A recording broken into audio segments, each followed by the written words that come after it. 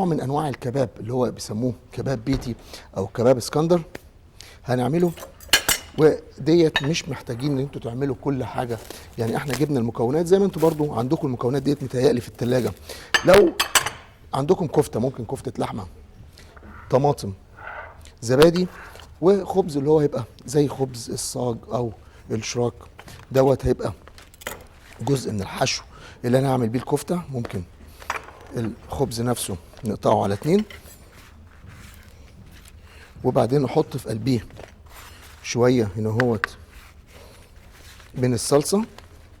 ناخد ده كده اهو، وعندي الكفته بحط شويه من الصلصه في الاول اساس تفضل مبلوله شويه واحافظ عليها، وبحط الكفته بقفل عليها من الناحيتين زي ما بعمل كده اكن هعمل هات دوج. وممكن تتعمل بخبز لو مش رايق قوي كده، يبقى في الحاله دي مش محتاج ان انا احط عليه صلصه طماطم وبحطه في الفرن. بس في الاول نحط شويه زيت صغيرين هنا اهو، وبدخل ده هنا اهوت كده اهوت نحطه في الفرن اسويه مع القطعه الثانيه اللي عندنا.